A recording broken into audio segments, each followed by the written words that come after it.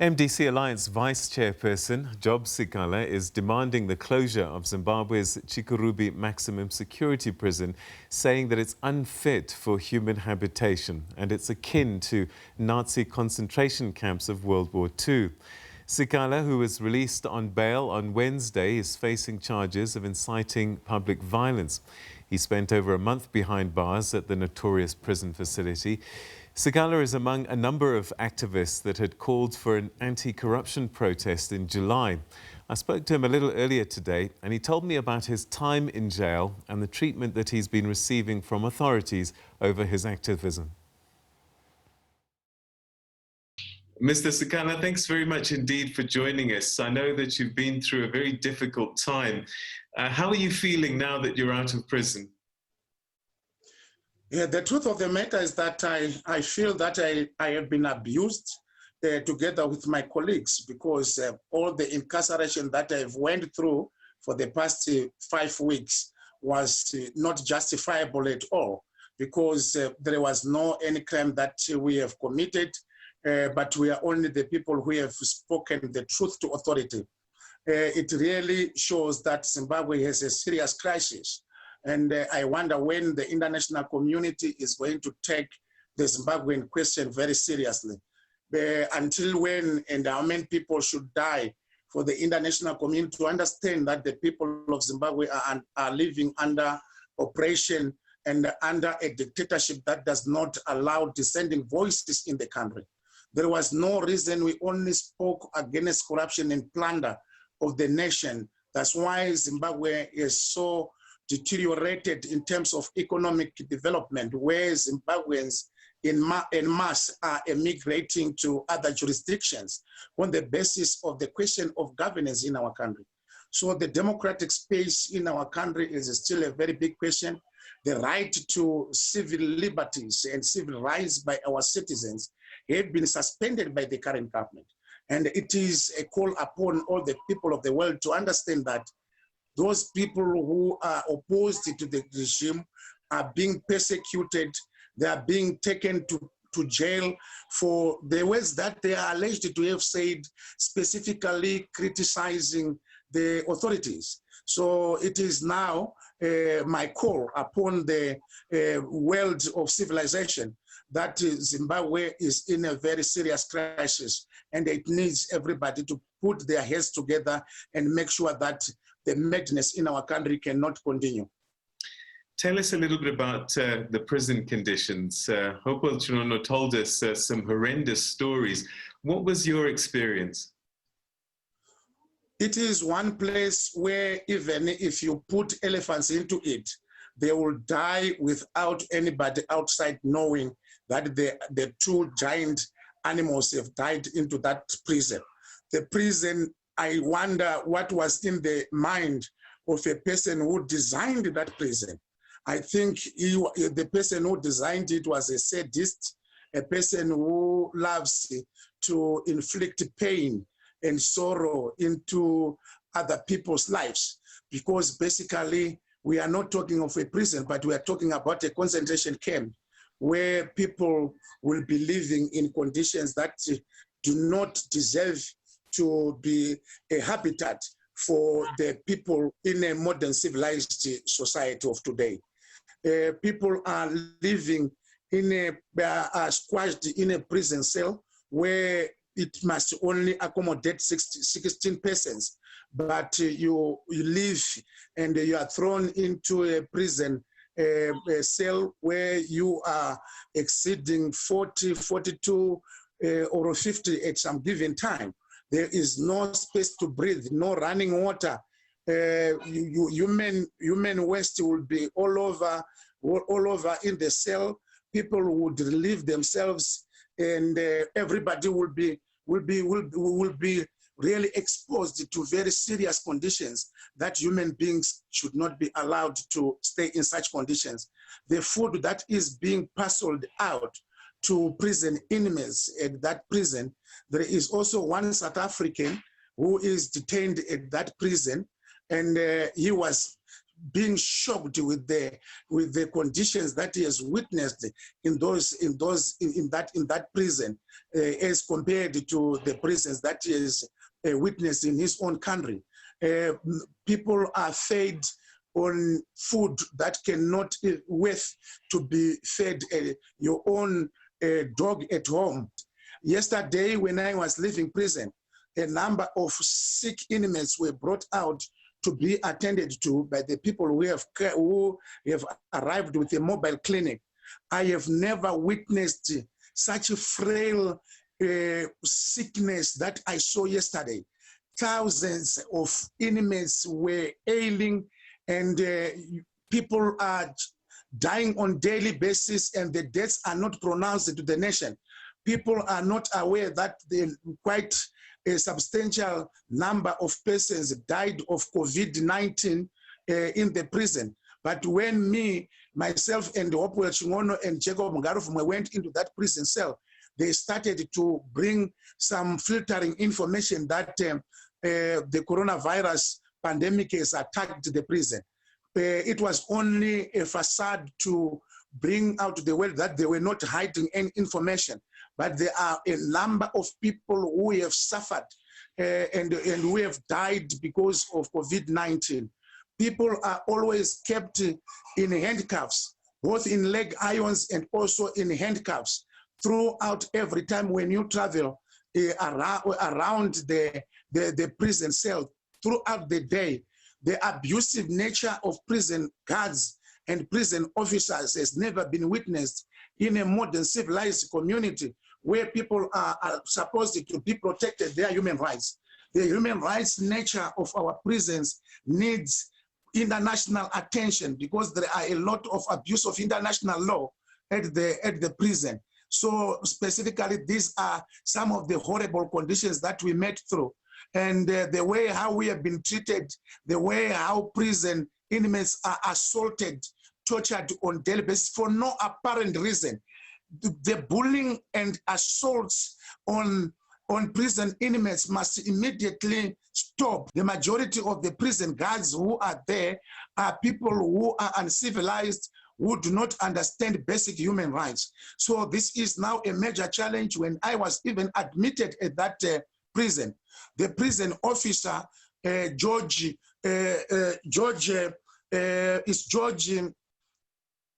something, told me that he is going to detain me in the prison cell where inmates are suffering from COVID-19. He was bullish against my person. He threatened me with death. He said that here people are dying, and we have had many people who are dying of coronavirus without the knowledge of the world outside, knowing that a number of inmates are dying. I did not take that lightly. I confronted him. I took the information outside the prison. I told my lawyers for them to confront the prison authorities over that threat, to which I want to tell the international community and the international world that the people of Zimbabwe are being persecuted in prison cells that are reminiscent of the Nazi concentration camps, and the world must act as soon as possible to make sure that the Zimbabwean crisis is brought to the hold. Who is behind all of this activity against dissident voices? How high up the system does it go?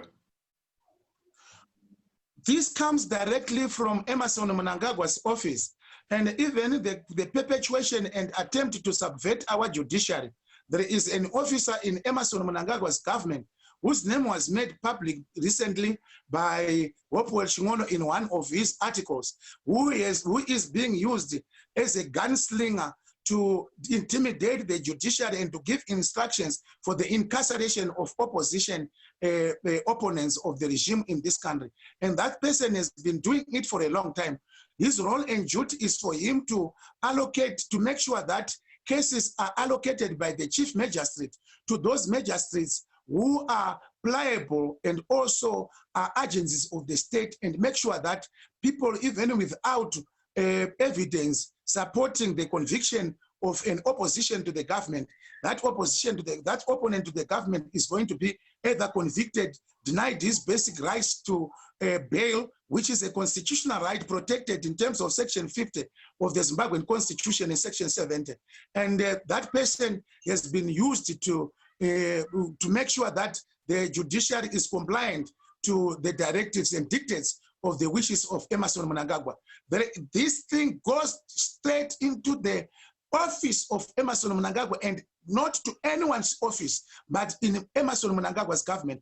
Emmerson Mnangagwa was very aware of my persecution and that of Wopo Chimono and Jacob Ngaruvuma. Their ministers and their spokespersons of government have produced several statements while we were under incarceration, abating and encouraging the government to continuously persecute us, and meaning to say that Emmerson Mnangagwa was well aware and he was the director of the atrocity against our persecution in prison. To what end? What can the authorities possibly gain by silencing all these voices? For them to continue looting and plundering the nation. All the game we are seeing here is money game, where the current government is no love at all or a wish to make sure that they put things correct. Their only idea for them to remain in power is for them to make sure that they plunder as much as possible for their various kids that they have made in hundreds in this country, to make sure that the generations of their own families to come will be secured in terms of the economic riches they could have looted and plundered from our country. This is basically the question we are asking, to say, should Zimbabwe be sacrificed on an altar of an individual's ego and greed? We are saying that Zimbabwe paradoxes, meaning Zimbabwe belongs to all Zimbabweans.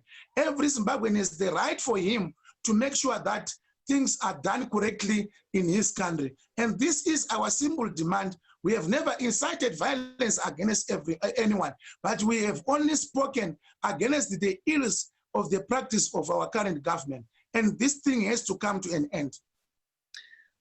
The authorities are saying that you were inciting people to go and march during a lockdown. Wasn't that against the law? There is no any law that should prohibit people to exercise their civil liberties. You have to understand that demonstration is one of the fundamental rights that are protected both by our domestic constitution and also by international conventions. That the people, when they have realized that there is corruption, there are issues to raise against their own government, it has no time limit. The looting and plunder was the looting of the money that was intended to fight against the international pandemic called coronavirus. So specifically for them to plunder the same money during the period of the lockdown and try to use the excuse of the lockdown for them to steal the money that is intended to help the citizens of Zimbabwe against the pandemic, it doesn't, and defeats logic. It doesn't make any sense. And this is the reason why we said, even during this period, you are stealing and you are robbing the money that is intended for the treatment of coronavirus. If you come to Chikurubi Maximum Prison, no single inmate has a mask, and the people are contracting coronavirus on a daily basis, on the basis that the government has stolen, they have plundered and looted this man through corruption. And that is when we said, even if you are using the lockdown as the reason why you should oppress us to express our own views, while you are stealing the same money intended to cure the same problem, then I think we are living in a different society. We cannot allow COVID to be used as a vehicle to suppress and oppress the citizens of Zimbabwe. The memo by the African Union was very clear that the coronavirus must not be used as a veneer to punish and also to make sure that the basic human rights, rule of law, and constitutionalism is defeated in our country. They warned the Zimbabwean government that the coronavirus must not be used as a weapon to make sure that you have oppressed and suppressed the dissenting voice against their malpractices in our country. So specifically, that is our worry, that we cannot allow the government to use the COVID pandemic for them to oppress suppress, abduct, and kill people. There are people who have been abducted and killed during the period of COVID, when they used the COVID as an instrument for them to make sure that the people of Zimbabwe cannot resist against their excesses in exercising the executive authority which they are currently exercising. All right, perhaps as we start to conclude our conversation, a couple of issues. Whilst you were incarcerated, the African National Congress in South Africa visited their sister party, ZANU-PF. Are you hopeful that political interventions, party political interventions such as this might yield some fruit? It needs collective effort from anyone. And I also think that it is not adequate only for the ANC as a political party to come to Zimbabwe and try to find whether there is a crisis or not.